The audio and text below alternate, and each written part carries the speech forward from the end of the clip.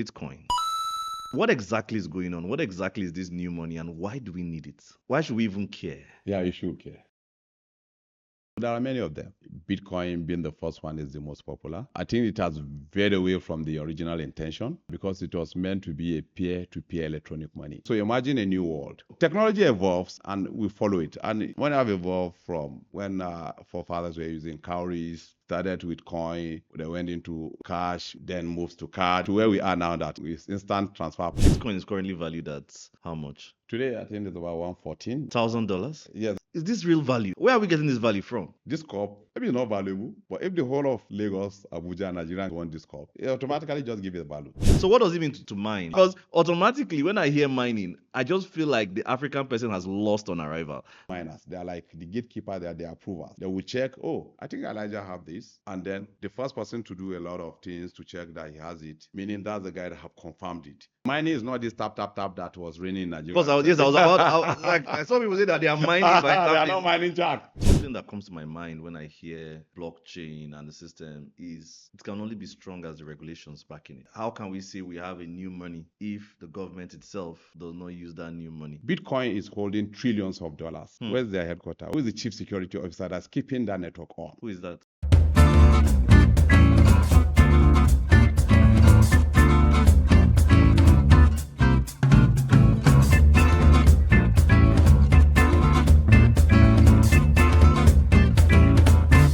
I've been quite curious about the way the world is changing. Stable coins, cryptocurrency, blockchain, CBDCs. I mean, you keep hearing a lot of things happening around the world. What is going to be the future? People are trading, people are talking about cryptocurrency, Pluto, all sorts, And what do these things actually mean? How does it transfer into value? I mean, like people often think about it and they're wondering, like, all these crypto, all these coins, all these things, they are just way over my head. And actually, that's why I decided to do this episode because I met someone who actually exists across the chain. Yes, pun intended, across the chain of the blockchain, and he's someone that has redefined it. He has helped regulators, he's built products, he has consulted for nations in being able to counter fraud around the blockchain and around the whole emerging world of commerce. I find this very quite interesting, and I think you'll really love this episode. So, if you're someone that is quite intrigued and curious about what this would mean for Africa, what this would mean for Nigeria, what this would mean for global commerce and the world, and I even dived into conversation about the Genius Act, about stablecoins, so this episode is for you. So, on this episode, I have the founder and CEO of multiple companies, actually, and I will have him introduce himself. So, Mr. Deji, you're welcome. Thank you very much, Elijah. Thank you very much. So, my name is Adedeji, and simply in the space, a lot of people just want to call me Deji, and it's right? It's easier. Okay. When I'm dealing with the white men, they say, "How do I pronounce it?" I say, "Cut it into two." In Nigeria, I say, "Cut it." Adedeji is the full one, but just most Nigerian or most Yoruba names is Olu this, Ayo this. You can cut it into half, and you're fine. So a lot of people just call me Deji, and Deji is okay. So I have my background started. How do I say? So I started from consulting, but very early. I'm not a major guy within the consulting. Did you work with any of the big fours? Not really, not that accounting. So it's an accounting firm. I think at the time we're doing some kind of a World Bank project. And so I didn't come in from the accounting angle. I came in from the computer side. Oh, okay. And so we're early those days, where to find somebody that can actually even use computer is a big deal. That time we're like the guys in town, using. What year was this? That was around 1998, 1999. Okay. So we're still using Windows 95. So we still type in DOS command to enter the computer. We're using Lotus 123 for our things. Oh my God. So a few of us. If you're watching this, I think might not relate. So we'll try. So the consulting firm wanted to do a sort of an enterprise solution. And so they brought in a developer from the US. And I was just looking for local guys that understand even just word processing, to help with the computers there. And fortunately, I went knocking. Again, this whole curiosity thing started a long time. So I went knocking house to house, just want to see, okay, I did a little program around they call it computer processing and programming. So we did like COBOL programming, QBasic, all those old languages. But you know, that time the concentration is about you able to use Word perfect. You know, Yes, that's what we call Word it. perfect, You know, yes. to That just was yeah, Microsoft Word. yeah, Microsoft Word then. You know, to just be able to type, and then so they've been looking for people that can actually use Word perfect, and so it's not really something deep in computing. Yes. And I can actually just print letter within the office and print it out. Okay. So when I came knocking, and I was just curious, I saw Helios in the compound. I like, this must be a company or something thereabout. And I saw World Bank there. So I knocked. I said, hey, I'm looking for a job. You know, and that actually even put me in trouble with my dad. Like, am I not able to take care of you while you're looking for a job? Well, no, it's gone now. And that, those resilience actually, you know, yeah, you know, those are things that kept us. So, and they said, hey, actually, so the gate man called someone from inside and said, what can you do? I said, I don't know what you have, but I can do whatever job you give me. I said, okay, we're looking for a computer. I said, incidentally, I can do that. They said, no, you must be joking, because a lot of people have come to this place, they can't do jack. But the lead programmer is not around. Can you come back tomorrow? Why not? I came the next day. And he just looked at me and just gave a paper to me and said, type this out. And so we have this computer that is well decorated, that people is covered, you know, like ceremony, yeah, ceremony, kind of. Yes. Typically, that's how you always have this like cloth. Yeah, you cover it, you open the desktop, you go to the Yes. CPU, you open it, you punch some buttons somewhere, and it came up. And so use my just command, navigate myself to Word Perfect. And the printer at that time was Epson, you know, with dotted angles that you just have to set. Yes. So you have to set the margins. So it's very, you know, now that you just everything AI crafting letter for you doing things, we're living a very beautiful world. But that was the foundation.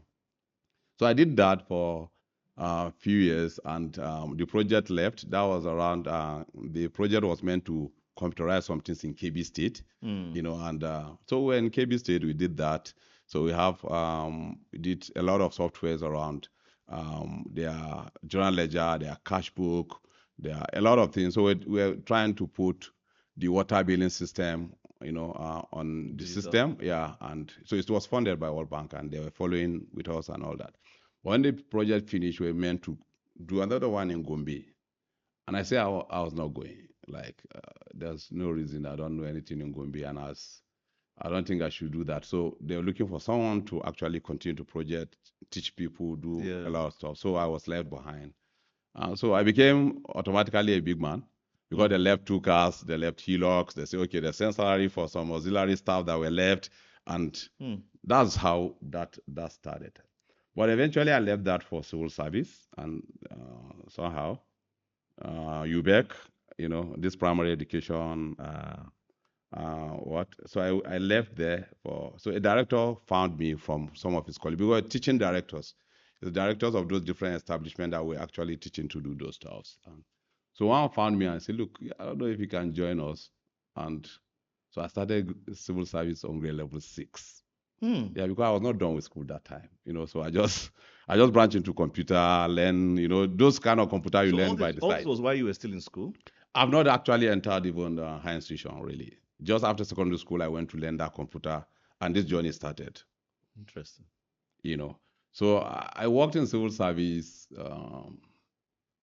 grade level 6, 7, grade level 8. So I did that while going to school, and then I left again to go into banking. And why I left was simply because I just felt. But this was when you were done with university, right? Yes, when I was done with school, and then, but I was doing the civil service going to school. Okay. So I was doing that. I'm going to school, and my director never. So I was in planning, research, and statistics again. That we just do processing of data, you know, and then they believe, oh, this guy is the guru around computer. What they call computer, just for you to be able to operate it. So we're still shining. So at this time, you were not like a programmer. Not really. I actually, so I think the first working experience, I worked with a programmer from US. Like I said, he's a Nigerian, Mr. Twain, and I didn't like his lifestyle, and I think that was why I stopped programming. So I was learning COBOL, QBasic, you know, those are the programming language that time. But he came with a little bit advanced one, Fox Pro, blah blah blah. He was doing those things. But we'll close from work, and I'll see him on those systems, and I'll come back the next day, and I just noticed Mr. Twain have not taken his bath. He slept there, really. He's debugging errors. So I like, I want to be like this man. He said no. Yeah, they no. So let me just be typing my word, be doing Lotus 1, 2, 3, be adjusting things, be teaching them. Then what he programmed. So we had, I think he did a lot of ERPs that time. We have consolidated account management package, payroll, general ledger, cash book. So I understand those things very well. So I was teaching the people that should use it. So for me, that niche, I think I was okay, and all went well. But in civil service, I just felt nothing much really. So if you enter a place where you will not be able to innovate, someone can gazette where you can get to, and in a limitless world where you can actually orchestrate what you want to get from the world. So it's kind of limiting. So I told my director, even when I was very instrumental within that department, that I'm going to the banking sector. And that was when the banking sector was booming. So, okay. And I was eyeing Standard Trust Bank because everyone wanted to be in Standard Trust Bank those days. A young chap, that was a cool place. Yeah. So I wrote test there, and I think my name appeared around number 3. And I said, okay, this is good. I went to my director. I've gotten a job. Even when I've not done the interview or anything, now I want to resign. And the guy like, are you okay? That's crazy. You can't do that and all that. But I insisted. So he said, okay, this is what I advise you to do. I think you should not leave because banks can sack you anytime. This is better. Nobody's going to sack you here. Now you're approaching grade level 9, 10. Before you know, you are a director, this, that. Don't go. So I insisted. So he said, okay, I advise you. So write and apply leave without pay. Go test it for a year. If the bank is not okay, come back. I think my file will still be there as leave without pay, waiting for me to return. I never went back, and I moved on to work to like 4 banks now, thereabout. Yeah, Standard Trust Bank became UBA. I was there. We did the merger of all those issues. Were you in the technical division or? No, just normal operations. So I worked in few places: operation, cash management. So I've done this bullion movement with a risky moves those days. Interesting. I've done customer service, So I moved from that to Unity Bank to Oceanic Bank those days. I have very brief touch to FCMB, which I think I couldn't sell in Sokoto State that time. Also, so that's the journey until, of course, I left the bank around 2009 or 10. And then the idea on what should I actually venture into came up. And so I looked at it, I studied accounting, and I said, okay, what do I do? And I will be a bit innovative. And while thinking, I said, okay, I think there's something called forensic accounting. I don't know who is going to teach me that, but I think that is a niche. So I keep hunting for niche areas and so on. So, and forensic accounting, so what does it take for you to be that? So again, you're a chartered accountant. You possibly do Adedeji and Co. chartered accountant. That's not what I want to do. It's okay, but it's been there. So for you to be a forensic accountant, what you'll be doing is looking at fraud with details. Be curious about figures and what is not matching. And so I was looking for certifications that can help me do that. And I came about one. It's called CFE credential, Certified Fraud Examiner's credential. So I took that in the US, and also was looking for academic qualification that can actually guide that. So I also went to the UK, did a master's in forensic audit and accounting in Cardiff in University of South Wales. And so that's that. So this was just out of curiosity? Yeah, but again, I think it will. For me, when I did all that, we started A&D Forensics, which today is known as a blockchain forensics and blockchain risks company. And so we started off by just working with, so one thing we did when I started that company was to say, we're going to be working for international organizations that want actually to be able to fight fraud, and they want to really investigate what happened with genuity. And so we started with international and non-governmental organizations. So I was working for the likes of USAID, Oxfam, Save the Children, So we just help follow the money after spending it. And most times what we find is the money don't get to the vulnerable people. When you now do the investigation, submit your reports, they end up sacking few people in country offices. Yeah, but that was very rewarding, and it was okay. They pay you well. They don't follow it to dissect it, So you just have your thing. But something happened that brought me into the crypto journey.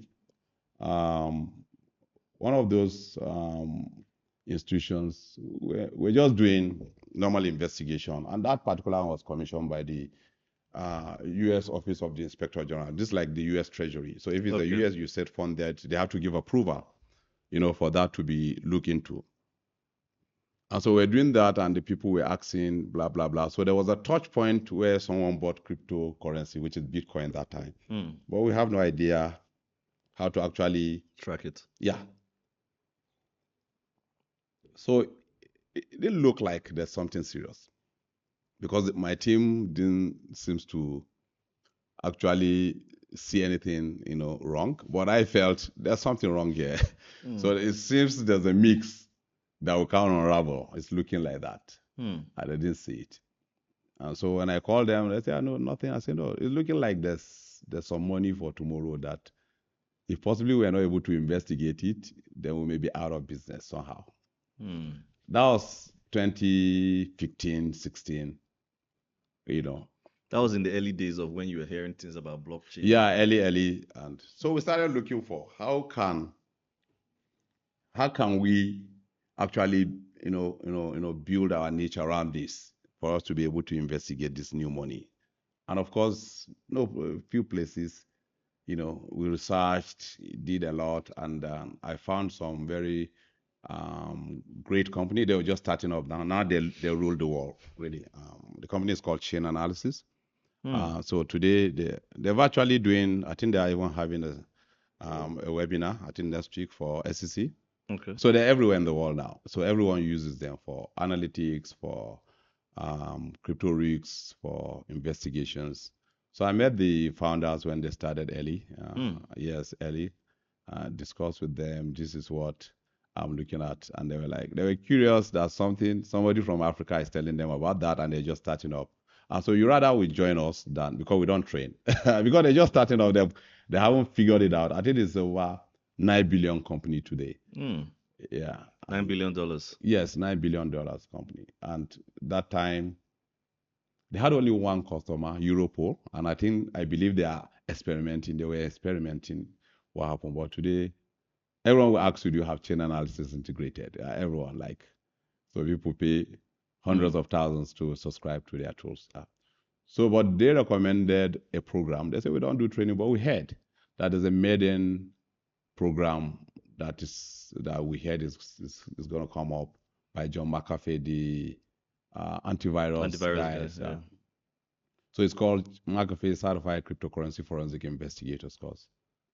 And so I took it, and with a lot of people, few guys, most of the guys now that I know, we started that course. Some of them drop off, by the way, but they are the guys ruling the crypto forensic crypto risks globally, really. So some of them from US, Homeland Security guys, IRS criminal investigation guys, like that. Those are the first guys that we did those talks with. And so the moment I got that certification, a lot of them were asking, you've qualified? Yeah, I'm happy, So I came back home, and when you look at the A&D Forensics website, you just see clearly nothing about fraud investigation, forensic accounting, those consulting. We abandoned those, and we just said we're clearly just cryptocurrency risks, compliance and intelligence company out of Africa. And again, nobody really needs your service, because no one knows what that is about. So the second dilemma now stepped in, that nobody is going to pay for anything. So you went to become an expert in new money that you were just discovering. Like, there's a new type of money in town. Yeah. And it's called cryptocurrency. And you went to become an expert in solving that fraud problem. Was it as a result of curiosity? No, because if you remember, I was already doing forensic accounting. Okay. So I know there's problem with money. Okay. Money, the bad actors will always come into money. guys will misuse it, people will steal it. That's why you need a forensic accountant, right? And so if there's a new one, that will also be needed. So then you now became an expert in the future that did not exist. That is, especially here. At the time, yeah. Yeah, so so you have service you're selling, but nobody wanted that service again because nobody really know or have a need, or even if they do, they don't think it's big enough. Even when government, they say like crypto guys, they are jokers, right? Like nothing's gonna happen until now that it became, like it's becoming mainstream now, and everyone is waking up to it. But so we decided to create the market again. So what it means is that we need to do some pro bono training for people to know these are the risks in this thing, because again, bad actors, for example, are always the first to move to any new area given. And so Yahoo boys, this, that, they just know that there's a new money here. Yeah, so they hit the bank, they know you can't trace it, they change it to Bitcoin, they hold in their wallet. Law enforcement will just watch and there's nothing they can do. So hey, law enforcement, you can actually do something, right? So I wrote out an article in 2018, and I said Bitcoin, the best friend to law enforcement. I think it's the most traceable instrument. And if a bad actor believes the money to hide, he's wrong, right? Really, is you rather hold cash than go to touch anything crypto, because again, it's a trust machine and it's transparent and you can be traceable. And so we started like that gradually. We did a pro bono training for EFCC across their zonal offices.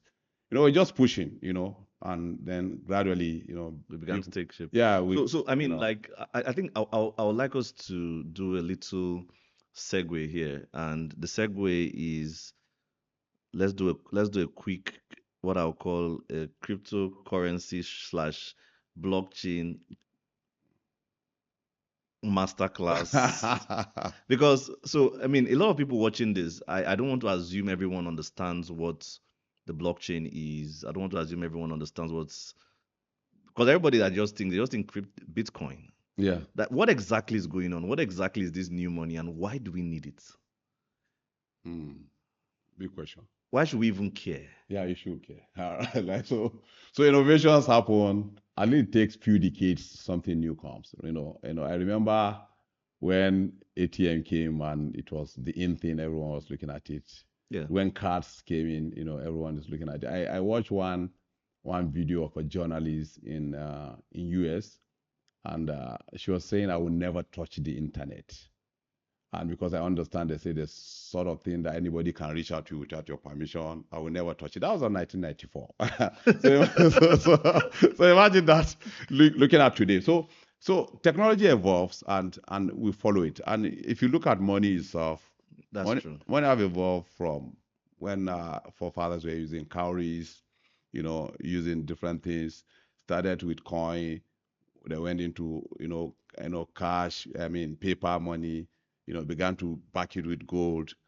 Eventually, left the gold era, begin to say, okay, if the government that issue it, we issue the authority and we can redeem it, and then moves to card, like that, to where we are now, that in Nigeria, we're a bit advanced now with instant transfer, pop, you get it, yes. So, but again, there's still some, because normally innovation comes because of places that are, maybe processes that are broken, so a lot of activities. So that innovation, I think a lot of research has been on it. One is blockchain, and what is that blockchain? Like you say, it's just multiple ledgers, entries.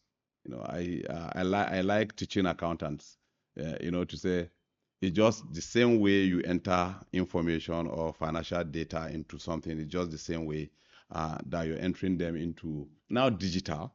But the difference now is that digital ledger is not just one; it's in multiple places. I think recently, when I was opportune to train one of the tier one bank, I was using their server room where they have the data of the customers hosted, and I asked them a simple question: if today I enter your bank, and what happens today is that if the server is down, I can't withdraw my money. They say yes.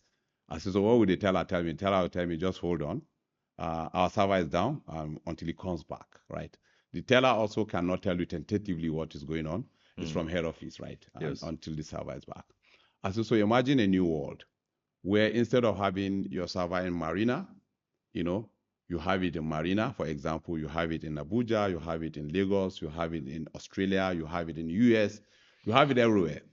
And Deji that have an account with a bank he opens in Lagos, mainland, anywhere of the branch.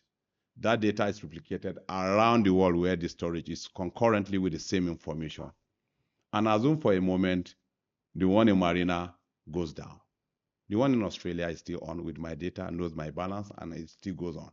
So nothing goes down.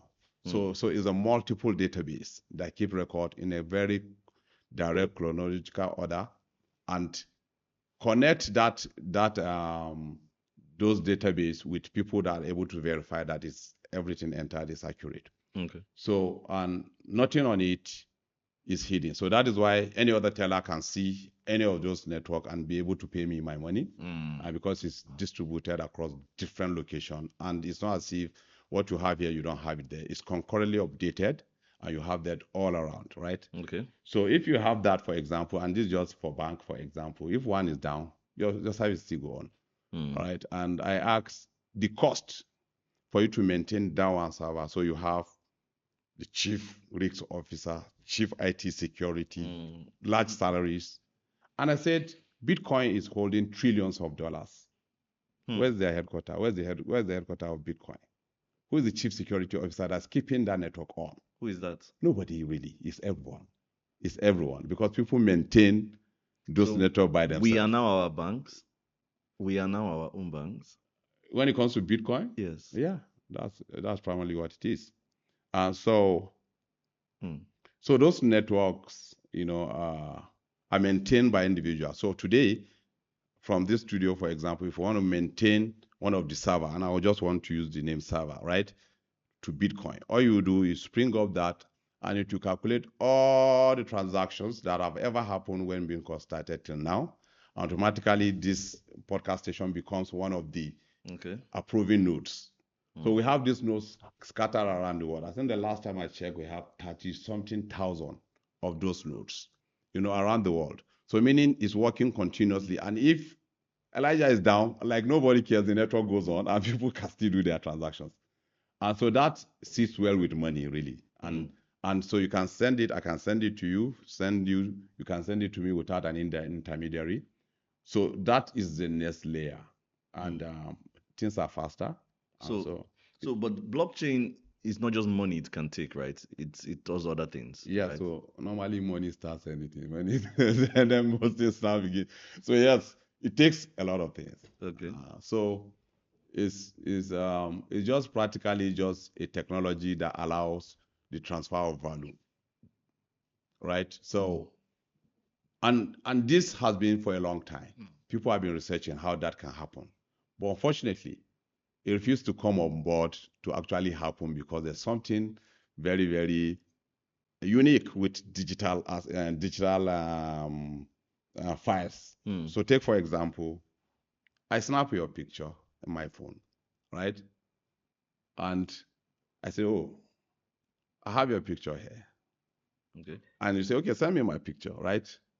And I send it to you. I still have that picture. Yes. Money cannot work like that, sir. Yes. Exactly. Yes. That would be double spending. Yes. And so because I have it digitally and I send it to you and I still have a copy. Exactly. That's how it is with any digital thing. You can actually send it, but you still have a copy. So money cannot happen like that. So there's which technology can actually allow us transfer value, and that value lives. And so that research leads to this blockchain that enables to transfer value. And so as far as you're able to solve the money part, then you can bring other values on chain. And I tell you, like you mentioned, correct, not only money. The universities I told you I graduated from, for example, they put in our credentials on the blockchain because, of course, that's one value. And they say, and the good thing is that you can't change it. You can't change anything that is written on it because you have some, it's immutable. You can't change it. It's transparent. Anyone can see it, and nobody can delete whatever. It's only addition. So it's only append only that happens on the blockchain. So it means what they have been able to change now is that anything that have a trust issue on it, you can put it on the blockchain because now it's trustless, meaning anyone can see it and people can trust that no manipulation has happened. And so you can do that with anything. And so the school did it with credential. So if you graduate from Nigeria, for example, and you have admission in US or in UK, the first thing is go to your school, get transcript. And when you get to your school, the school will say, okay, which university did you apply? You tell them, okay, give us the detail. They're not going to give you that transcript. Why? They don't trust you, nor alter it. Yes. So they tell you, give me the address of the school. We will send it directly. That's a trust issue. Yes, so and that blockchain can solve something like that. So what they did, my school gave me my credential and my transcript the day I graduated. Go change it. Because we issued it on the blockchain, you do not have the power to change it because whoever have it can actually verify from that database. So even if you manipulate one of the database, can you manipulate like 30,000 of those databases around the world? No, so there's the single source of truth for most of these things. So if you're also having, I heard Minister Wike recently talking about people having multiple titles on the same land. So yes, you can also, I was actually going to actually solve it. So something like, I was going to talk about land now, right? I've been hearing about people using that to solve issues regarding land. Yeah. So how does that work? Yeah, it's the same way. So if this land has been issued to you, and maybe the authority issued it on the blockchain, so it time-stamped is to you and nobody else, and everybody can verify it. So if another person comes to sell it to you and you know that this is issued on the blockchain, you can actually verify who owns it. And if the person that owns is not the one transferring to you, that's not the original. Right? So that happens with everything. Most things are coming on chain. Properties, I think there are startups that are doing, those land registry. I think one of them just recently got, some activities with, I think, Lagos State or thereabouts. So there's a lot of activities really happening and things are moving on chain. So from finance to real world asset to gold to property, everything is moving on chain to credentials in school, right? So it's just a new technology. I think generally, right, you've kind of simplified it, but something that comes to my mind when I hear blockchain and the system is obviously the fact that it can only be strong as the regulations backing it, right? Because then again, how can we say we have a new money if the government itself does not use that new money? Now, bear in mind, I think something I've started observing is that when I first came across Bitcoin, it was in the early days. Yeah. I mean, I'm so sad that I never bought it. Did you buy? Actually, do you know the funny thing? That I remember that time when I came across Bitcoin, I went to a website where they were giving it for free. Wow. Yes. And tipping you maybe for some action. Yes. And I think I got some, but I can't remember. So, well, I mean, that's bygone story, right? But I remember back then, I was like, this thing is gonna be the thing, I think I missed that bus. But then again, like I think over a while, I also hear people trading it. I'm like, what are we talking about here? I'll meet some people that will say, oh, I'm into Bitcoin, I'm into crypto. I'm like, so is it that that's all it can be? Or is it the regulation that is holding it from becoming all it can be? So there are many of them, right? And the Bitcoin being the first one is the most popular. And I think it has veered away from the original intention. Yeah, because it was meant to be a peer-to-peer electronic money. And that's what the pseudo person behind it, called it. Up to now, we've not still found who created it. I think we're waiting for you to research it. So I have to tell people, when I'm doing any class, I say, so that Bitcoin is created by a man, a woman, a group of people, a corporation, a country maybe. We have no idea. It might be, yeah. We have no idea. It might be the CIA. But I'm suspecting some people. But really? Why are you suspecting? I'm suspecting some people, but let's see. Someone told me it's Jack Dorsey. Did you see that? I doubt, really. Yo, did you see it?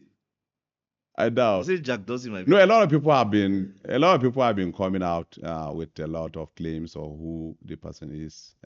I believe it's more than a work of a man. Yes, I think there are some very strong powers that actually wanted to create this new system. But again, who knows? Let's to unravel. I think some people know.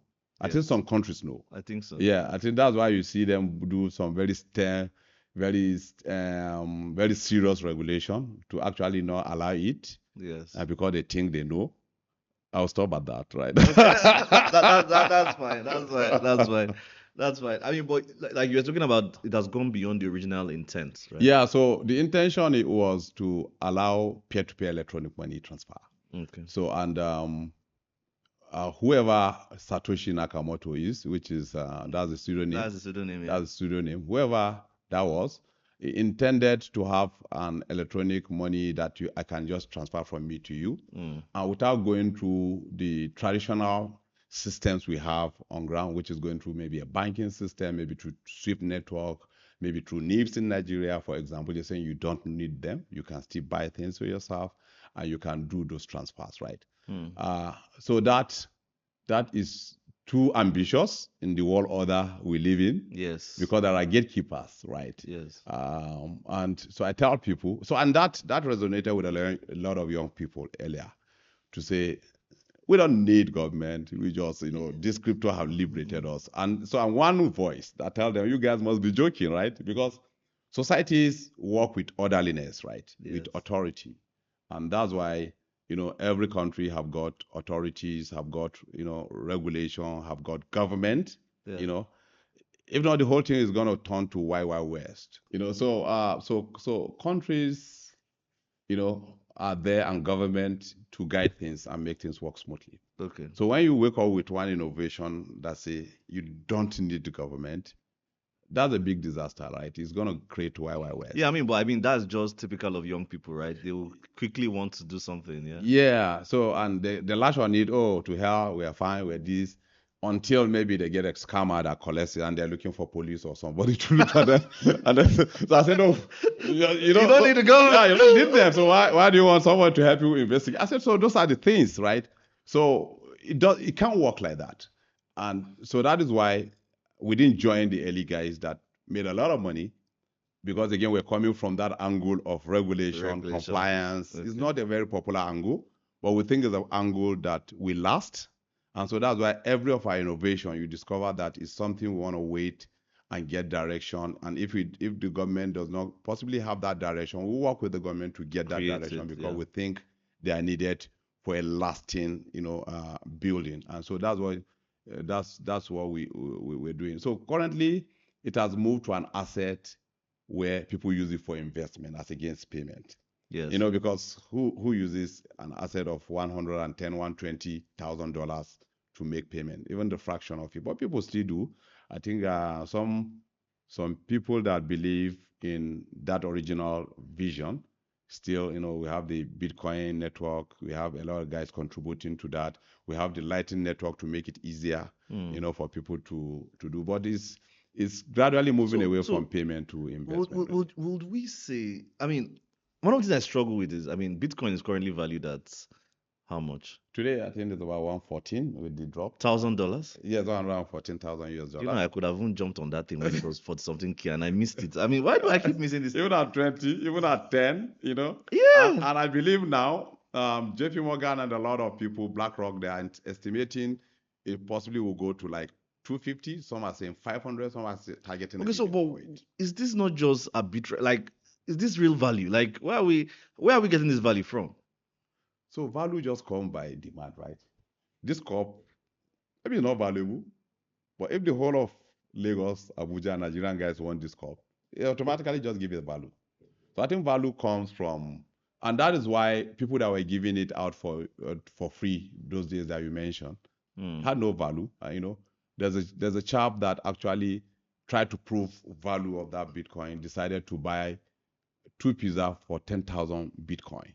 And those are billions of US dollars today, and that's what he gave out. And at that time, we would say value have not been ascribed to it that much because people are not demanding it, right? So as more people demand it, and I think not only demand, right? So there's yeah, because I was just gonna ask, like, what's exactly? So there's a mechanism, right? So two things. You have inflation, and we have deflation, right? Yes. And so we just believe that the money in most people's hands is inflationary, depending on activities, depending on macroeconomic activities in different countries and all that, Someone was shouting yesterday on Twitter, dollar is losing value. I said, so it's not only us that are crying. Everyone cries, so on the normal fiat money. So I think Satoshi or whoever that was decided to go the opposite of what that happens to the traditional money. So he built a mechanism inside of it. I think I remember the professor that was taking us that course on Bitcoin monetary policy.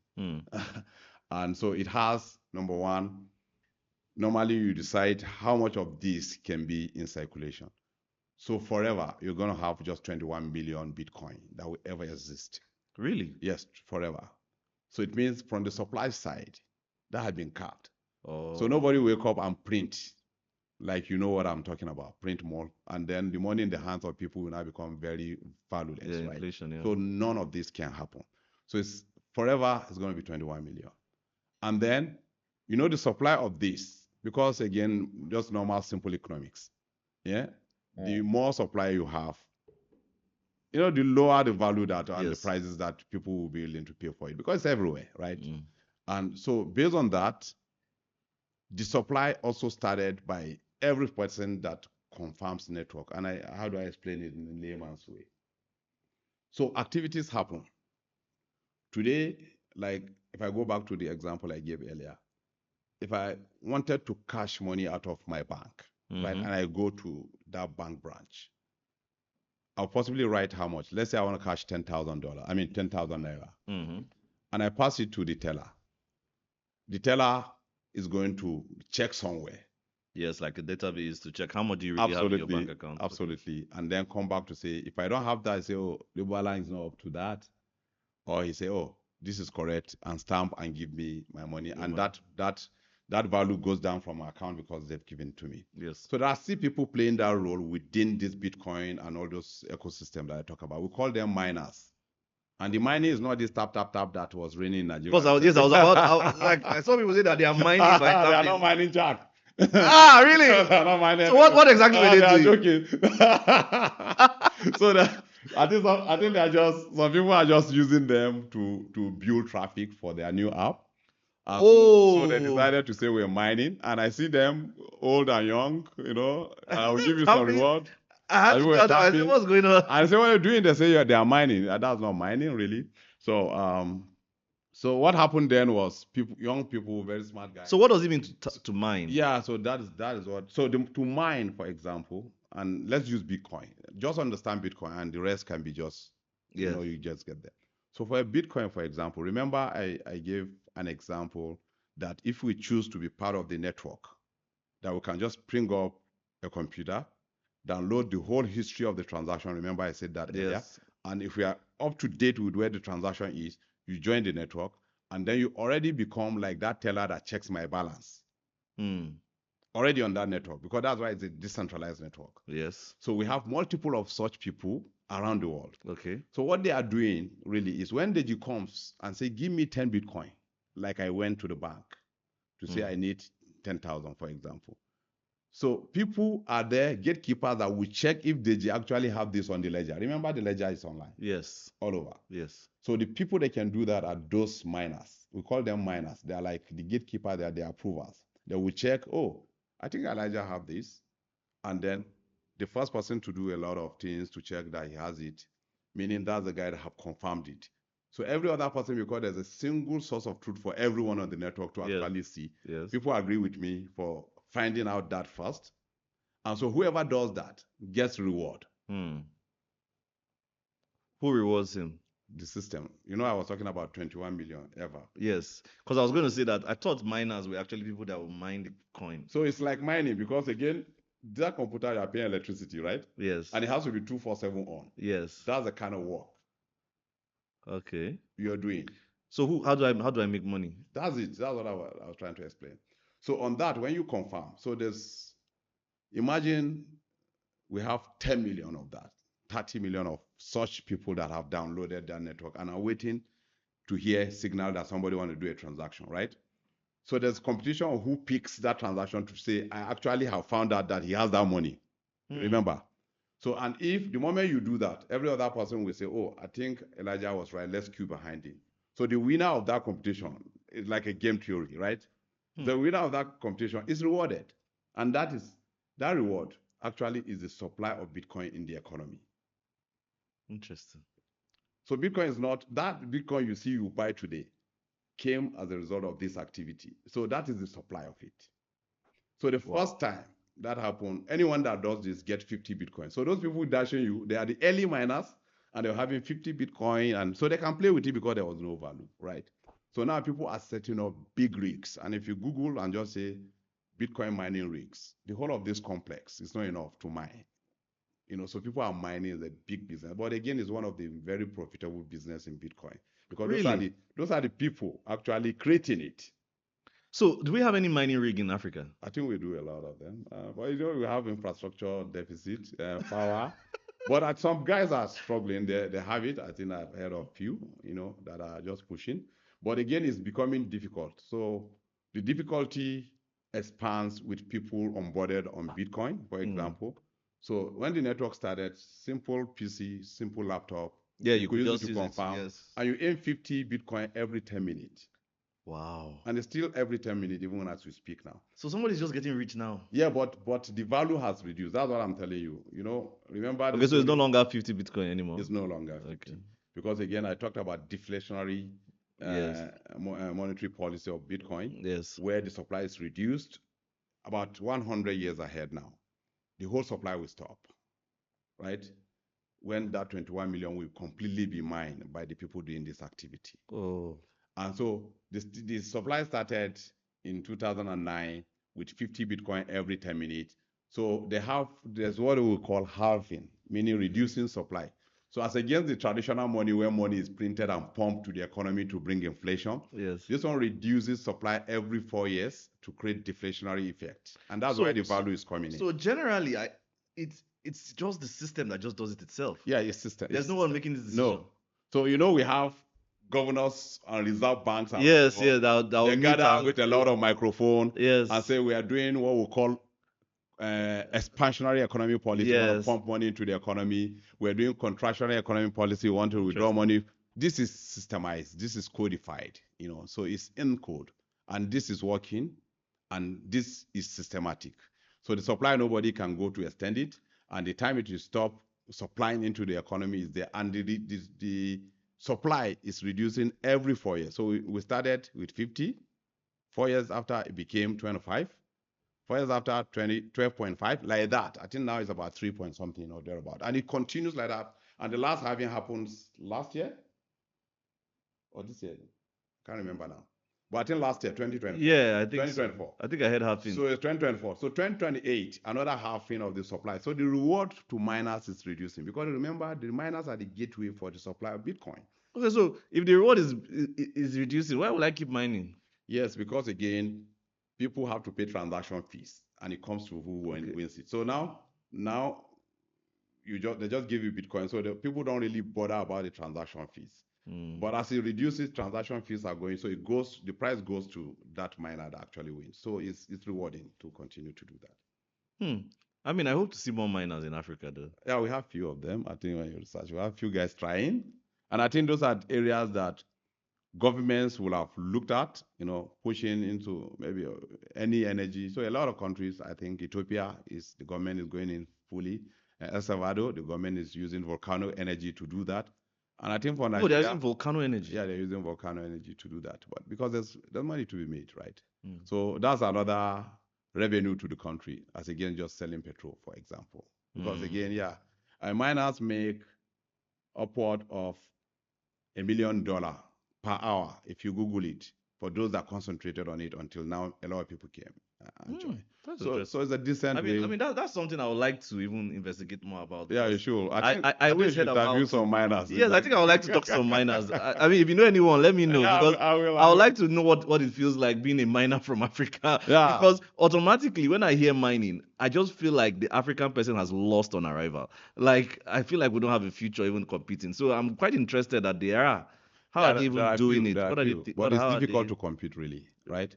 So if you check, for example, and just a simple Google of large mining rigs, so you are just competing against serious odds that it will be very difficult for you to win because the competition of computing power. So, but if you don't win, do you get? So what get people anything? do now is that I have a small mining rig. I synergize with you. I'll combine our computing power and we win and we share as Okay. against fighting Against individually. fighting So individually. that's what the African miners are actually. I mean, but then again, let's even take the conversation a bit further, right? I mean, that's Bitcoin. Bitcoin was the first, so a lot of people know about it. But over time, we started hearing about USDC, USDT, stable coins. I think, I mean, there was a time when we heard about things like, what do you call this one? Where you have art. Okay, NFT. NFTs, Yeah. right? And then we now heard about tokenization. What does that all mean? Like in terms of, because I mean, people were buying NFTs nowadays. NFTs now shit. Like, I'm sorry, but like, I still have some. ah, that I couldn't sell. like, I have some that I couldn't sell. Because I flipped some and did you make any money from it? yeah, in a couple of minutes, you just flip an art and you can make $800, $1,000. That's So, nice. so you want to buy them more. So, and again, the greed part of man. So I bought some and I felt this art will do wonders. I'm not going to sell them and I'm still holding them. I wish you the best. I mean, but no, but of course, I believe this is a loss now, right? yes, The hype is gone. And, but yes, it was a thing, right? yeah, it was. I It mean, and was. then I think I heard, I mean, then after we hearing about, I mean, we knew Bitcoin, then we started hearing meme coins, Yeah. then we started hearing about what you call it, US stable coins. Stable coins, yeah. Then we started hearing about initial coin offerings, ICOs, yeah. ICOs, that was now a thing. I don't know if it's still a thing now.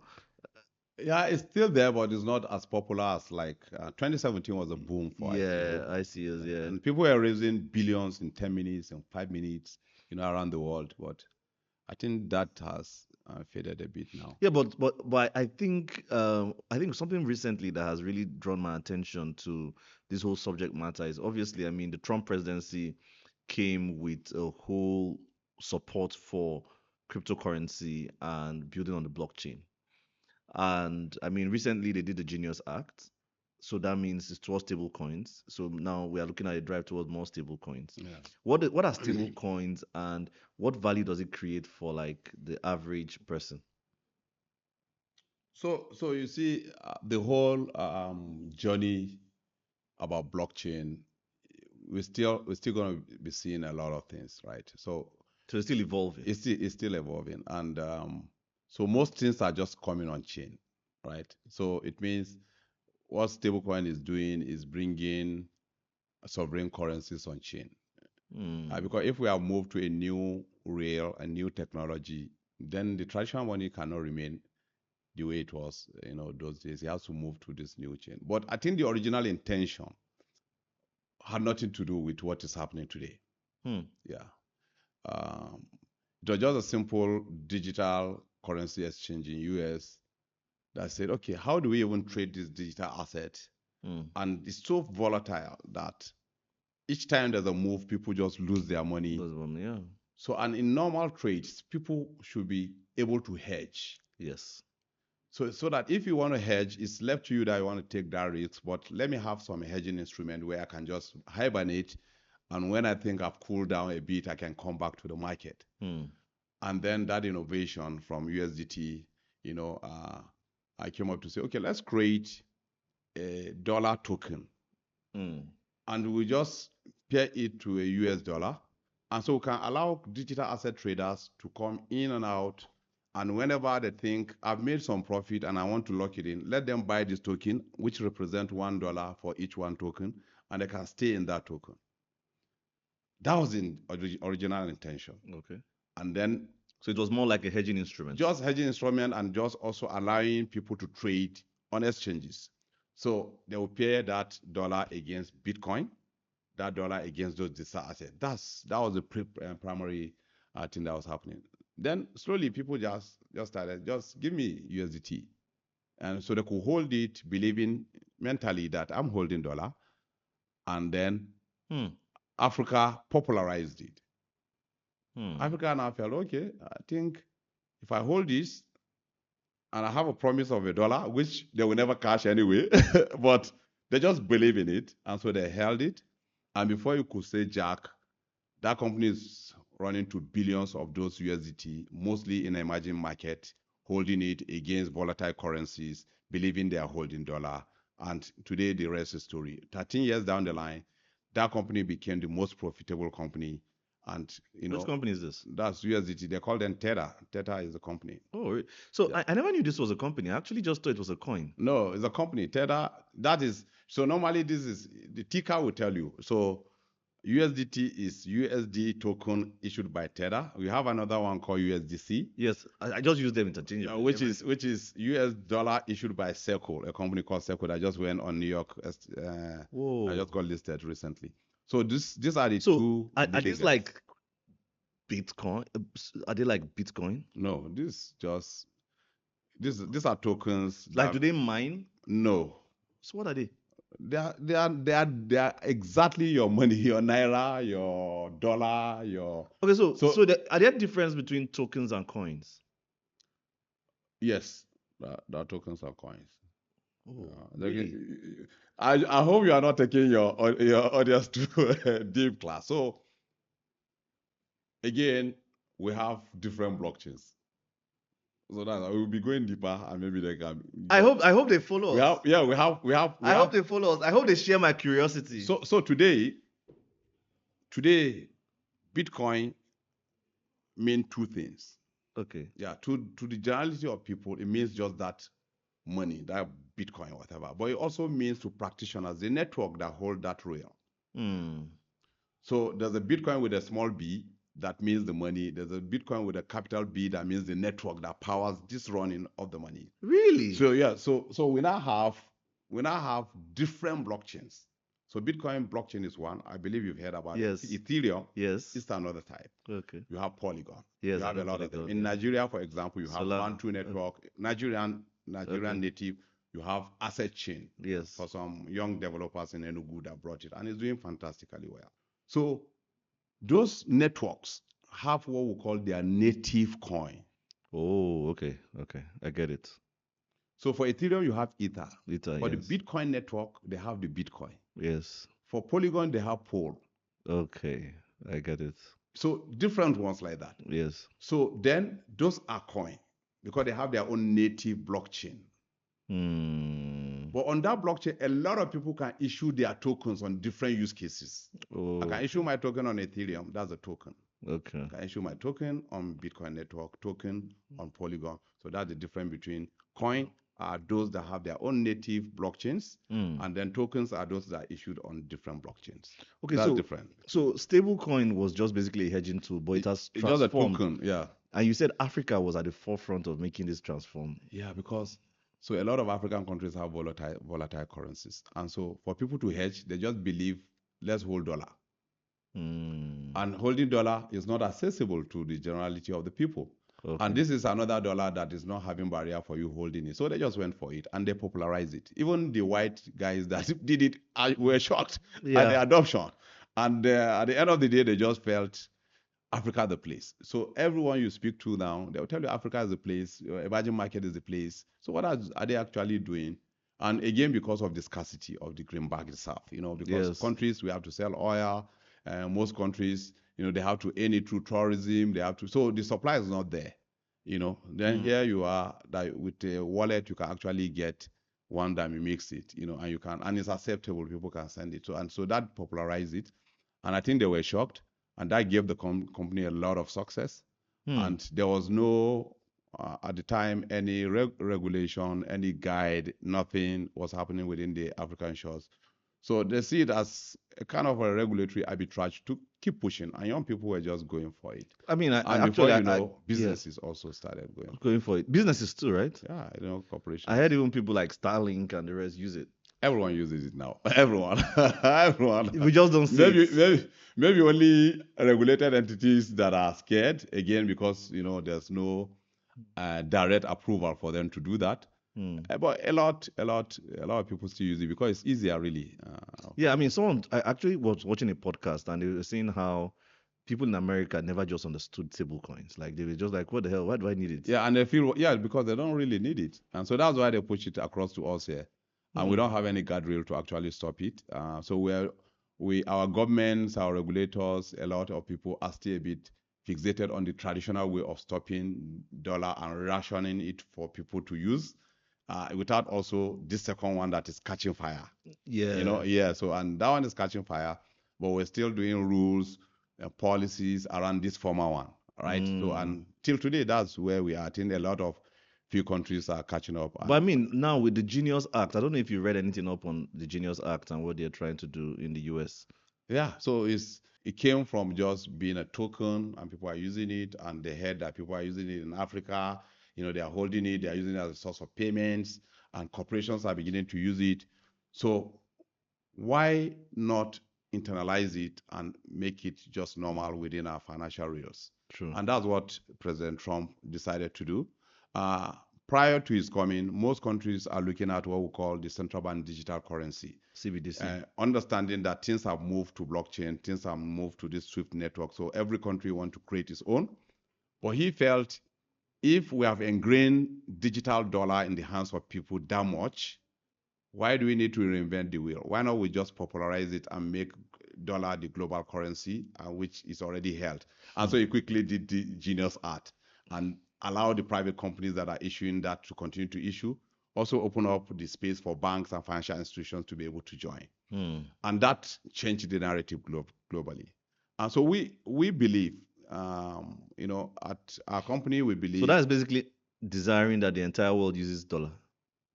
Yeah, so that is what the idea, is, because again, they are winning somehow, and it's difficult for you to actually compete. Yeah. Because everything is priced in dollar. All the tokens today, yes, they are priced in dollar. In fact, any token you have. So if you issue Elijah token, and you have it, you call it coin ELJ. Yes.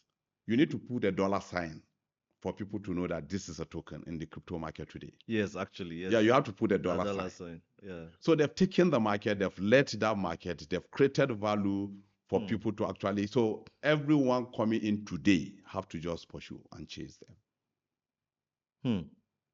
And that's what it is. And so that's why we are of the opinion that you need to create your system, empower your startups to be able to do things for your country. And it's not all about just fixating on things that are periphery, but looking at people that are taking the stance to go into the future, support them, let those innovations come out of your place. There are countries that we used to know, and they decided they're not innovating. And I don't just want to mention countries. So today, if you look at innovation, they don't own jack. But they're just there with those old glories. That segment of the world is not pushing anything. It's between few countries now that have taken it very serious to put a lot of money behind research, behind people that are innovating, behind creating a very conducive environment for people to thrive. And so anything short of that, and I think Africa, that is completely missing, really. Is few countries are trying, maybe a South Africa, maybe a Nigeria, maybe a Kenya, where every other one seems to be sleeping. So we're, and I think we have to just give kudos to Nigeria, for example. We've been giving example to other countries, maybe not perfect, but at least we woke up and we're doing something to actually make sure. Yes. I mean, but coming to some of the work that you have been doing with charts, for example, I understand that you used tokens and to help like people within development space in terms of this. Can you tell us about that a bit more and how that has been able to create impact? So, I think aside the forensic we talk about, yes, we started a company in 2020 called Convexity. Okay. And Convexity was supposed to be a blockchain powerhouse in Nigeria. That's what we intended to be, for people to come create solutions within Convexity, and for us to also create blockchain-based solutions that we think the future needs, and that can put our country somewhat in a very comfortable area to say we're also innovating in this thing, and not for an innovation that have today maybe about 17, 18 years, and until it's 30 years, then we join. We are not going to win any race because people have gone ahead of us. So we just started to say, let's be in this game. And we saw that something is going to happen, that yes, dollar is accepted on chain. Who said our Naira cannot be on chain, for example? And that was a roundtable we had in 2021 within the innovative team. within Conversity to say, we need a digital naira that can be on chain and they can follow all the regulatory purview and compliance and risks again, because we have that background to put that in place. And we just believe that that is highly needed so that we can compete, so that our people that are trading crypto is not just on the numbers that Nigerians are trading crypto. We should be able to use our naira to trade that crypto as against using just dollar. And we started building since 2021. The only thing is that somehow we're early, and we did it. We can't launch again because again it should be regulated, and so we were engaging the regulators since 2021. And I think we're somehow getting to the end of the mark. We're glad that we're currently in a sandbox and we're testing the models, and we can see the sandbox with SEC, right? The SEC, yeah. That was, after dealing with central bank for many years, they refer us to them because of course there's no clarity. But I think now some clarity are coming to the space, which is good for us. But the idea is that we just believe that those innovations have to happen. People should be able to hold naira in wallets like you are holding your USDT. It should not be only dollar. And a lot of innovation will likely follow. We're seeing a lot of use cases that will make a lot of sense. What are some of those use cases that you're saying? So, of course, you see, for example, today, the SEC have licensed 2 exchanges. Yes. They have the opportunity to trade Bitcoin Naira, which is now CNGN, like we're piloting. You can pair it with Ethereum. So it means you can simply use your Naira to buy digital asset. But before now, you can only use your dollar.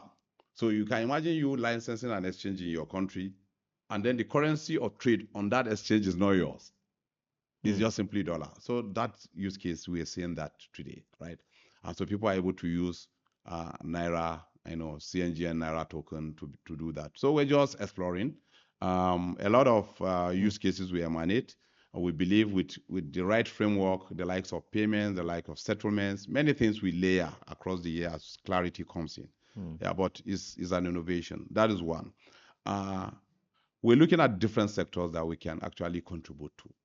And one of the area actually was humanitarian aid. And you can understand why we went there. If you follow my story, you say we were consulting on the fraud side to NGOs. And we could see the problem at that time. And one particular newspaper actually triggered why we had to sit down to say, look, we need to change the story. The newspaper is a UK newspaper. It's called the UK Daily Mail. And it's interesting for us to check it out. And the title is, "A country so corrupt that it is better you burn your aid money than send it to Nigeria." Wow. And that's a UK newspaper. So for us as innovative company, we just felt we can change the story. Let us not complain. Because we can see it, but we know today that there's a technology that can engender transparency, that is also tamper-proof.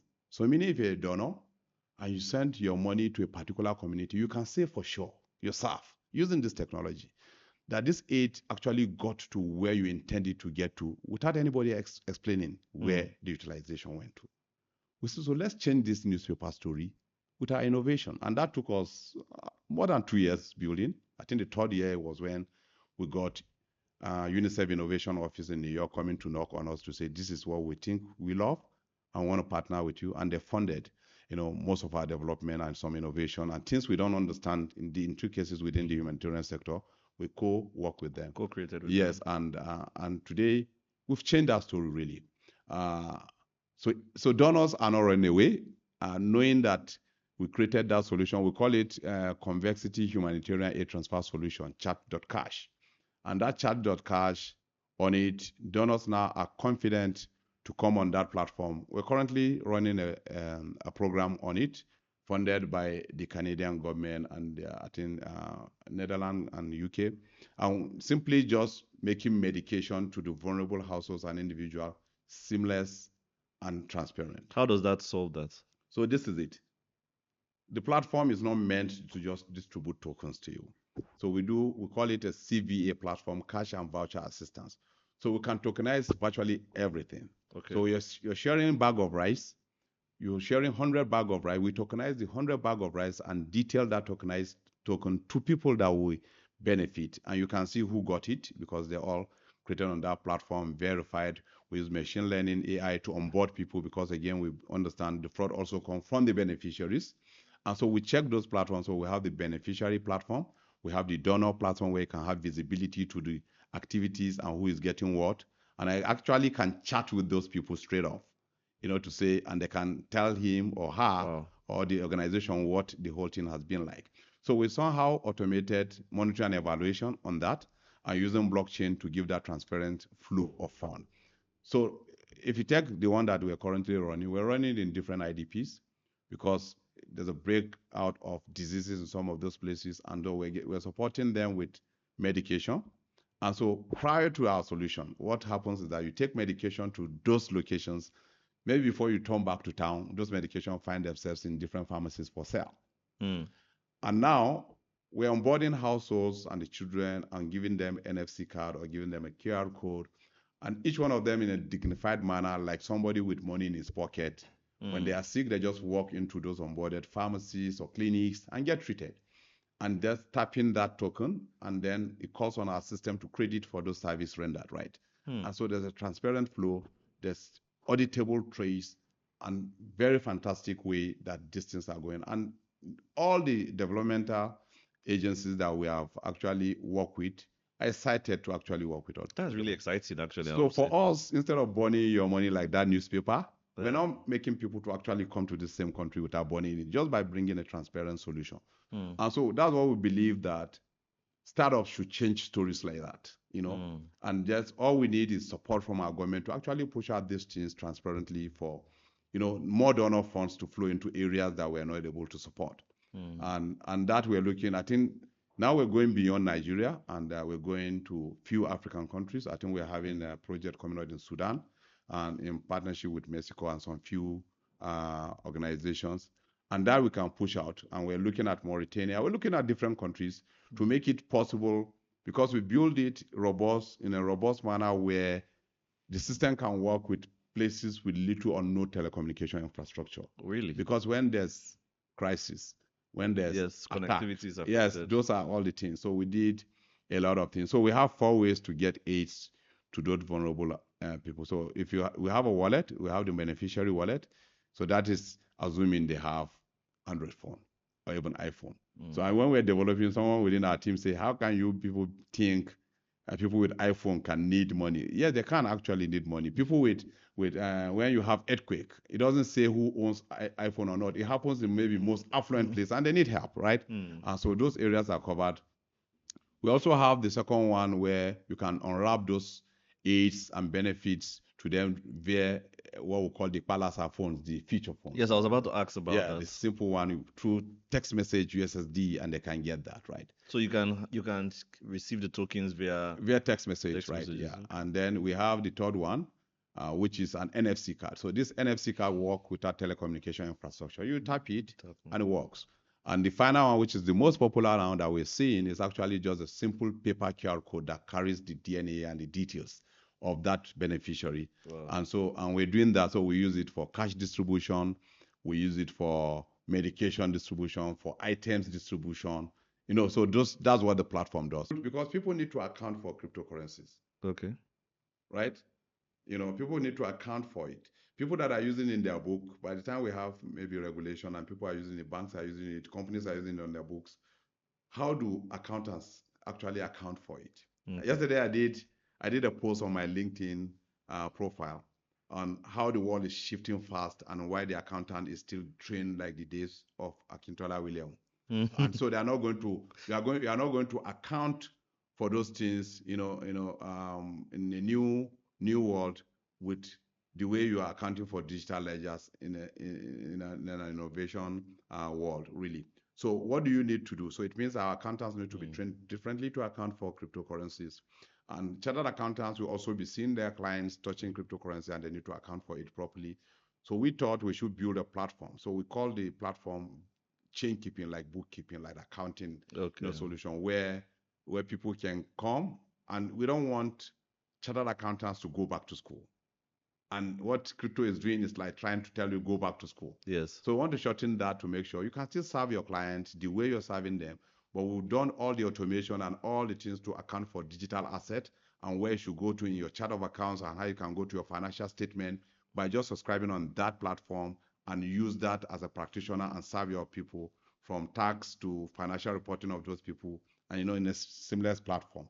So that we've done also. So if you look at it, we're just building things that we think the country will need and things that will solve. So that's what the chain keeping is doing. Yeah, and of course, I've told you about the CNGN. Yes, yeah. Chain keeping is obviously like account. To be sincere, recently I was studying about non-interest banking, and then in the course I was taking, they now went into non-interest accounting. And I was quite interested because I was like, okay, so there's a new way. So now to hear that also to So there's now you have that crypto accounting, accounting, yeah, blockchain accounting, So we'll most likely hear tax, and we'll most likely hear fraud. Yeah.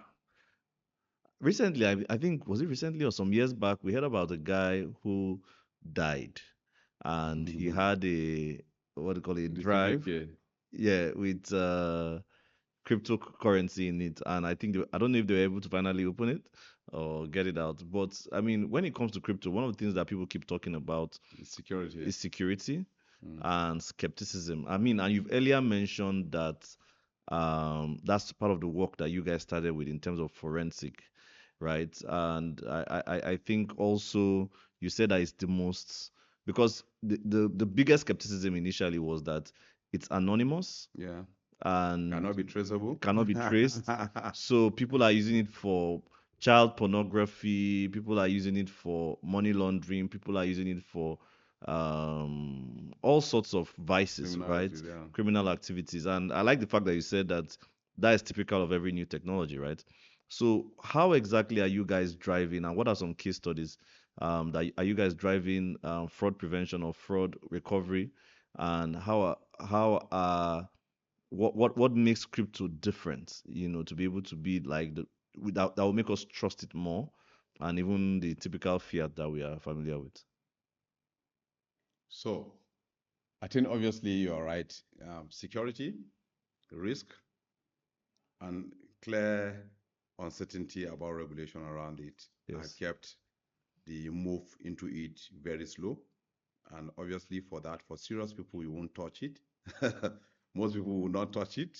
Yeah. If you remember, central bank have warned also not for banks not to touch it. Yes. Not because maybe they are not seeing that as a feature, but because we don't have the right tools to actually mitigate these risks. And again, banking, all those issues, they are conservative. Like, it's people's money. And so you want to put all checks in place to make sure before you can actually do that. And I think that is what our company was out to solve. And so, like I told you earlier, we started off with trying to tell people it's not as bad as you think it is, because there are actually solutions that make it easier for you to see what happens on it. That is one. But are there risks in using it? The answer will be yes, because the moment you don't regulate anything, bad actors, everyone, every kind of character will come inside of it. And so there's a lot of scam, and it's still happening, but maybe minimal now. And there's a lot of fraud happening, and a lot of hacks happening.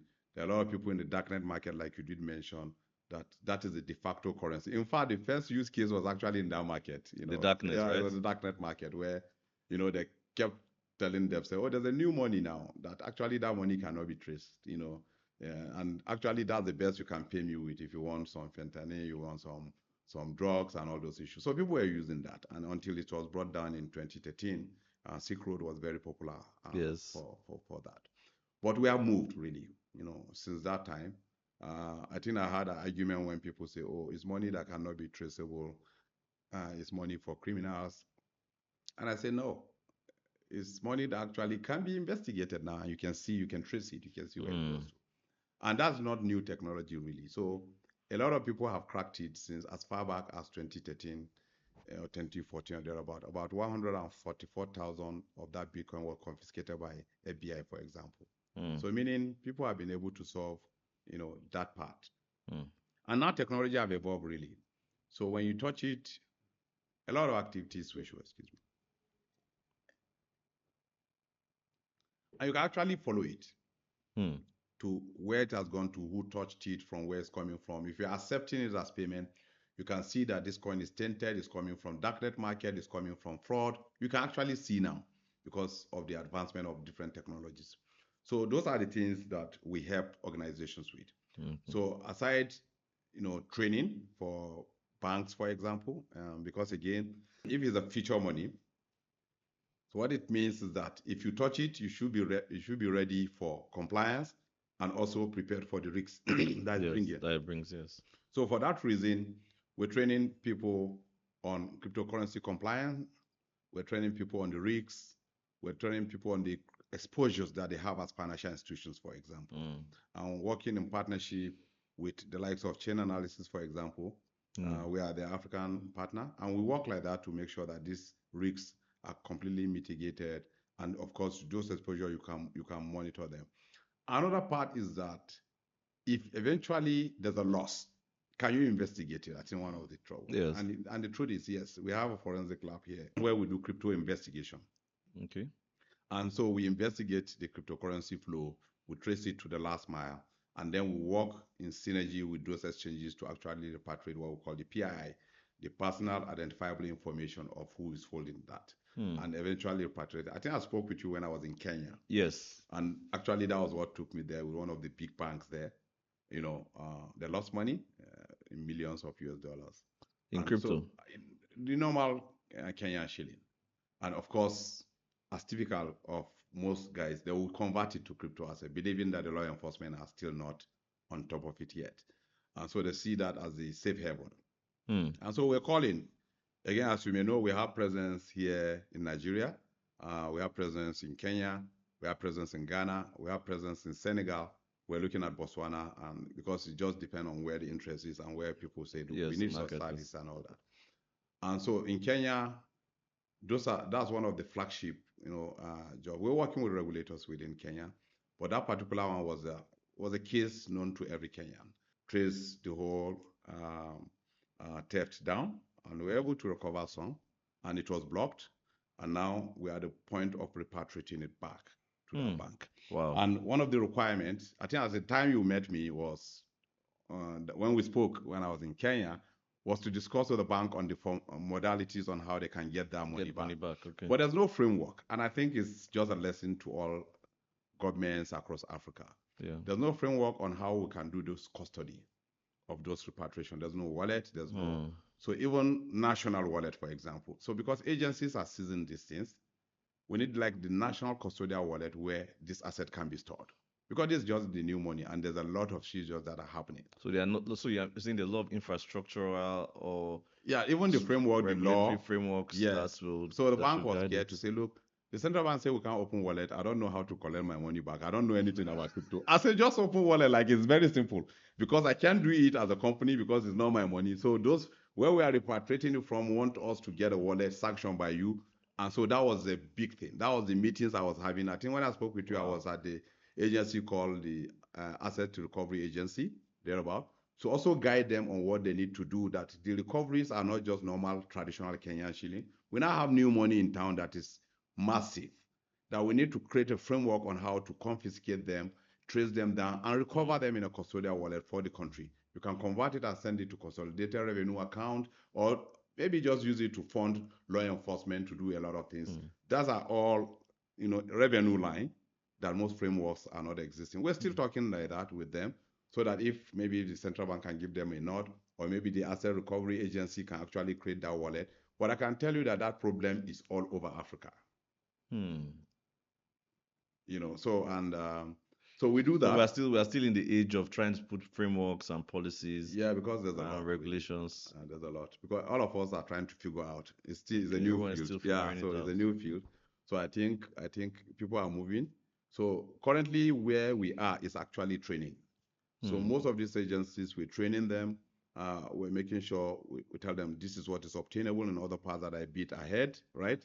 And then they're all key in. So we do that training. We help you investigate and confiscate, and all that. Working with law enforcement, the court, a lot. We do that together. And then also majorly working with financial institutions to get them ready for the crypto era. Mm. And so because we are coming from that angle of risks and compliance, and so that's why we zero into financial institutions. We currently also do what we call the anti-money laundering training for exchanges, Okay. fintechs, but eventually everybody will want to touch this. Yes. And so the grand rule is what we're setting. The how to do it better is what we're setting. Is how to mitigate risks is where we're cutting our expertise around. And we're doing that across different African countries. I think we just returned from Ethiopia last week and training the judiciary, banks and all that within Ethiopia. Because again, when you confiscate it and you go before a judge and he doesn't know how these things run, it's also a problem on its own. Yeah. And so we did that in partnership with United Nations Office of Drug and Crime, UNODC.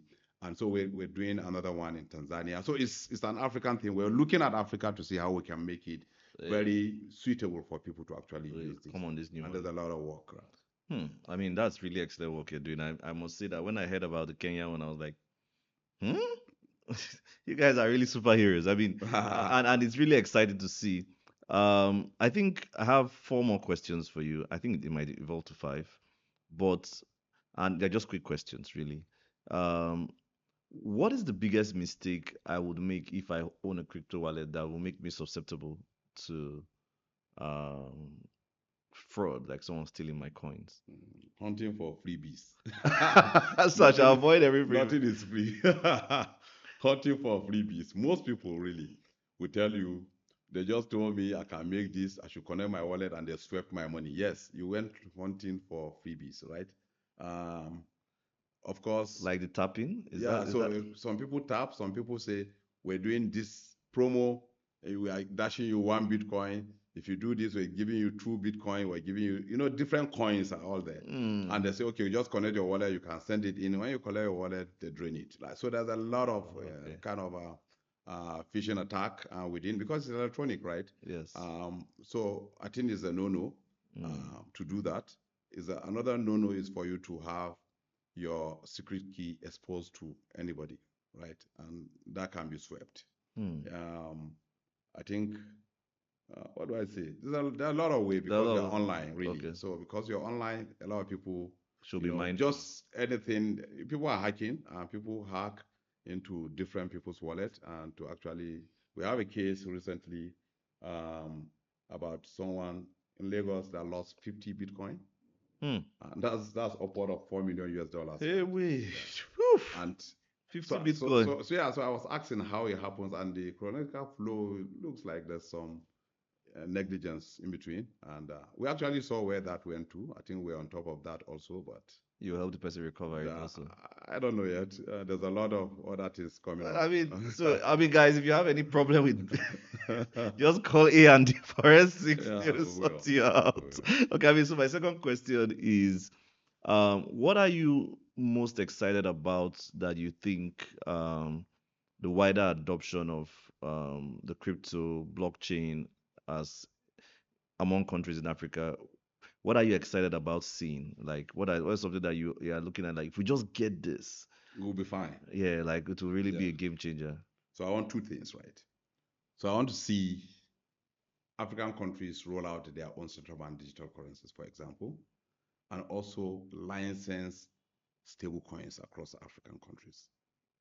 So if you have, so it will enable people to create easy way for people to actually trade within themselves. Imagine a platform where you come there, you have all the stable coins of different countries, and you could easily swap, and with the conversion engine or whatever that we've done, without going to any third currency or whatever, and just do your trade. That, I think, will be the bomb for us to trade within ourselves. Now it's happening. I think Paps is doing something around, something like that. But it's not on chain yet. So I want to see it come on chain.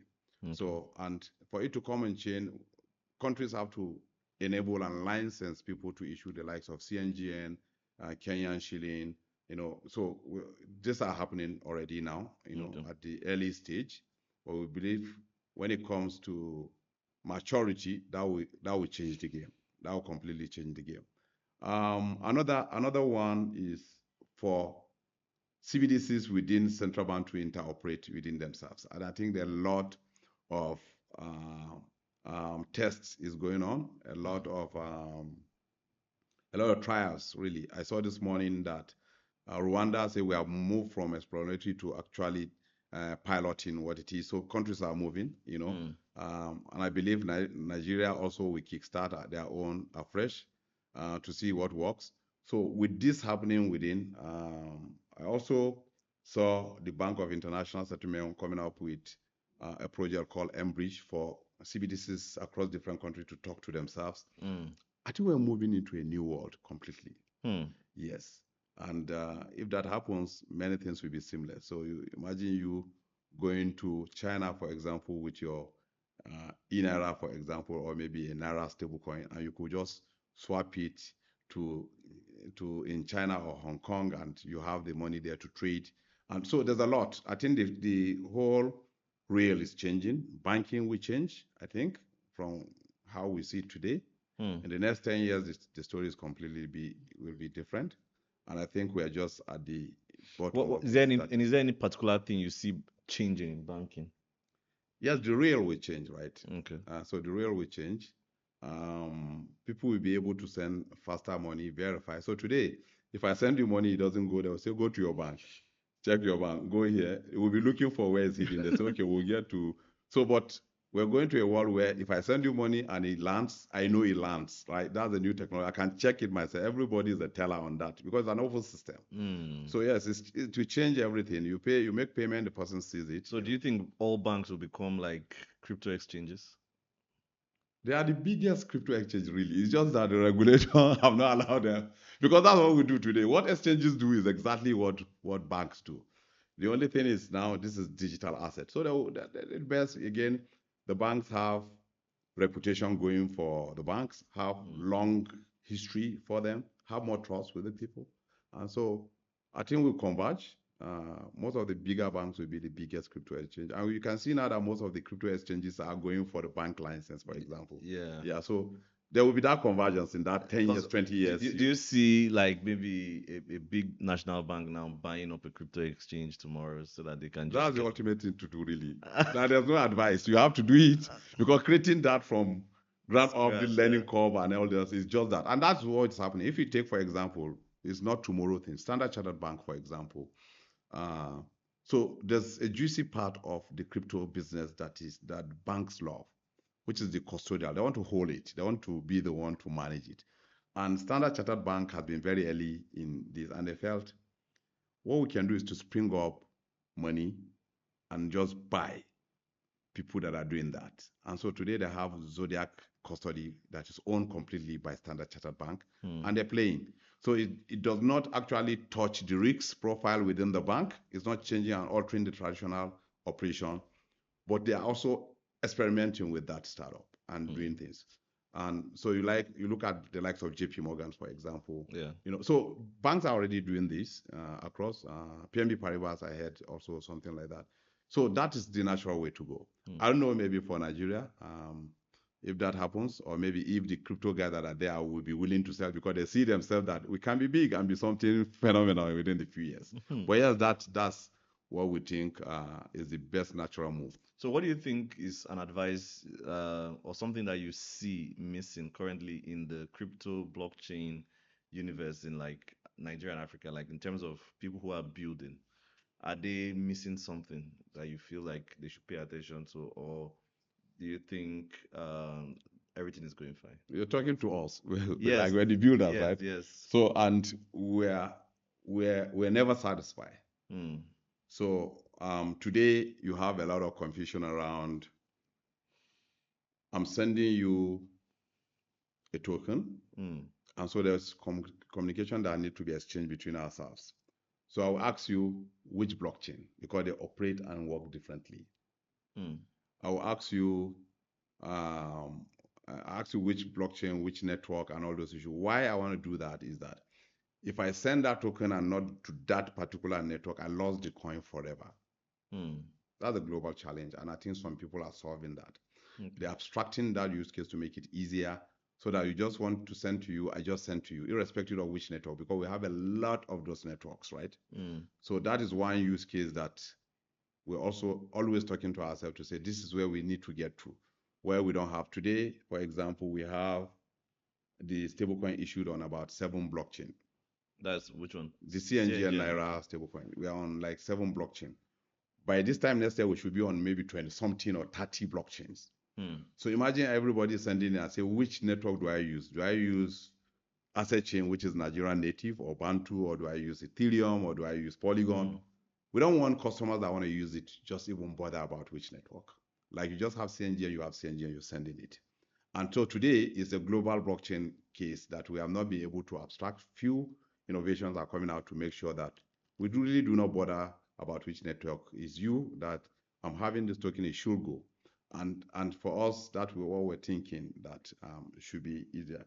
Another way is to remove the complexities about private keys.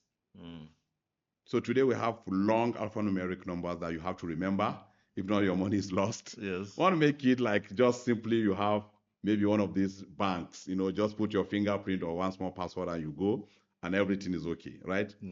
And today, if you own crypto and you die, nothing happens. Next of kin lost, everything lost. I want to see some innovation that can transcend it to who should be next of kin, automatically it picks up and he has access to it. So things like that, I think we evolve. So that maybe wealth managers, asset managers, a lot of things. And I think there are solutions today already. But again, they still look a bit complex, and we think we want to make it. Yeah, simplify it, and builders here should build something like that. I think what I want to also see is a country also, supporting a blockchain to hold its own infrastructure locally. And I think we're not there, but I think we're in that pipeline. I think the country have a national blockchain policy, or maybe they are working on it or something like that. So these are all things. So we are still at the early stage, and we're glad that we are at the early stage also, so that we can just co-develop this ecosystem very properly to where we want to see it. Yeah, I mean, I think you guys are really you are really in the trenches with everybody, with the regulators, helping everyone. Everywhere you guys build, and I really think it's really, really transformational. So looking into the future, what do you see with blockchain? Do you see, how many years do you think before blockchain becomes everywhere? I mean, I know you don't have like a crystal ball, but I think in the next, this 2020, 2025, maybe 2050, it will be 25 years. Yeah, it will be completely missing. It will be ubiquitous. It will be into everything. Yes. In the next 5-10 years, we'll still be doing the race, right? A lot of people will still be, most countries will not catch up as fast as that. And so there's a lot of shift that should happen. Okay. Yes, there's a lot of shift, because these are rails that have been built across more than hundreds of years that we're using it, and it's okay, the likes of Swift, the likes of, so many things. So for it to move, maybe for us here that are already in it, I think in 2020, we're saying 5 years, and here we're in 2025, we've not scratched the ground, but a lot of things have happened. Yeah, a lot of things have happened. Yes, so with the next 5 years, we think a lot will happen, many things will change, and a lot of innovation will also still be coming in, right? So that's why I said in 2050 to be completely hidden, it will be ingrained in most of the things we do. Yes, it will be ubiquitous completely. Yeah. So, I mean, I know 25 years is a lot of time, though. A lot. Yeah. I actually think this is the most conservative I've seen someone be about this technology. So I appreciate that. So I used to say 2 years in the next 3 years, and it's true, right? Because a few years ago, nobody talks about ChatGPT, for example. It's fast moving. But I want to see why I gave you that 25 years, that everything is going to be fluid. We're going to be living in a completely different world. And AI will play a major role in automating payment, in buying things for you without you asking it to buy for you, for example. MasterCard have started testing it out to say, oh, I think I know Elijah like these glasses, and I just bought it for you. And it just go to shop for you, right? And those are AI doing your spending, managing your finances without you. Please. So for this, we have, if you read it out, MasterCard have pushed out something like that. I read it few months back. So everyone is innovating. Yeah. So conservatively, in the next 5 years, you see complete serious change. But for it to be ingrained in most of the things that should be, I think it's going to be up to that. Yeah. Thank you so much. I mean, this has been a I think this has been a very beautiful episode. I enjoyed it. I hope everyone who watched enjoyed it. So I'm gonna ask you two more questions before you leave, and these are light questions. Yeah. What does a geek like you do to relax? Well, I think I've been asking my colleagues, and I said, what do I actually love? And they tell me work. I said, nobody wants work, right? Like nobody loves it. No, but I mean, I had a quote recently though. They said if you actually love what you do, it's no longer called work. So It's fun. So maybe Yeah. because I struggle myself to see what the hobby is like away, and they just believe because I think things are moving and But what do you do? What do you do apart from work? only work. I don't think. Are you kidding me? People say so I don't So know. you love what you do. So I don't know. So I don't party. Okay. Obviously, like I don't party. But you eat I eat once a day, once a day. and I think my colleagues were saying, but that my body have adjusted to that. Like I eat only once a day in the evening, and I'm fine, very okay. Like I don't miss that I'm not eating anything. So I don't really know. I'm researching. I'm finding out myself really. But so people ask me, what do you do aside work? And I struggle. You don't bike? Not really. Not really. Sports? But I read books. Okay, what are you reading now? Yeah, I read books. So I think the last one I read is about also still crypto. Yeah, okay, so recommend some books. It said there isn't anything like crypto crime, but of course it's trying to deep dive to a lot of things around crypto crime. There's cryptocurrency investigation, the digital asset on chain, bringing asset on chain, and once in a while I just read abstract book like what is big book? I think that's one of the fascinating. Which one?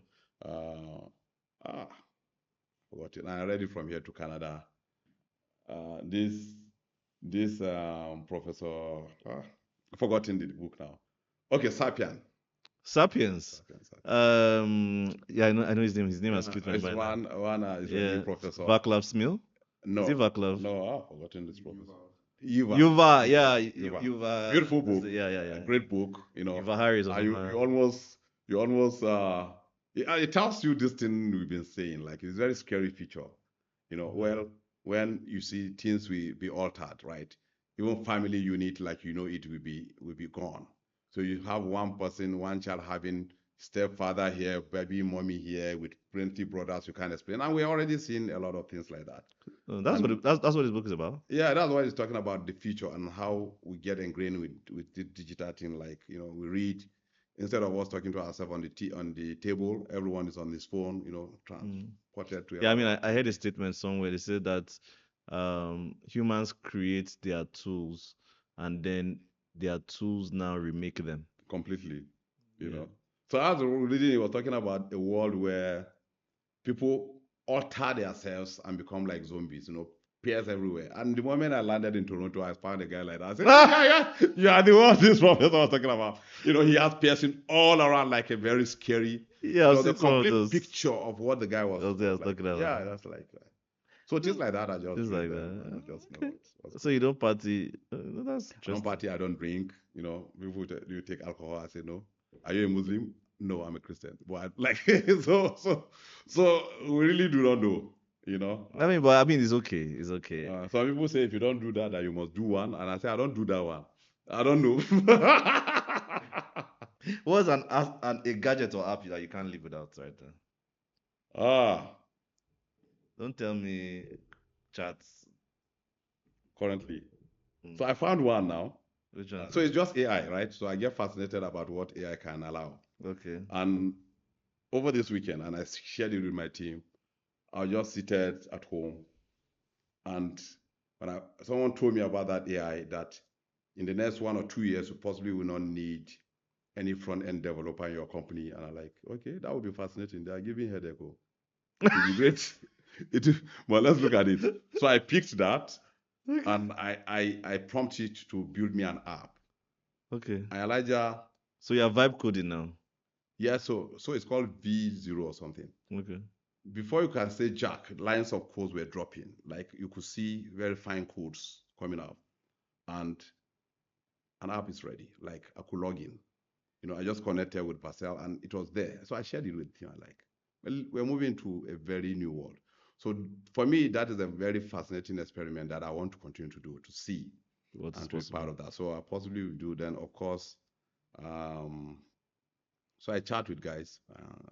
I drop assignments. We co-create issues, innovate along different things Hmm. on that.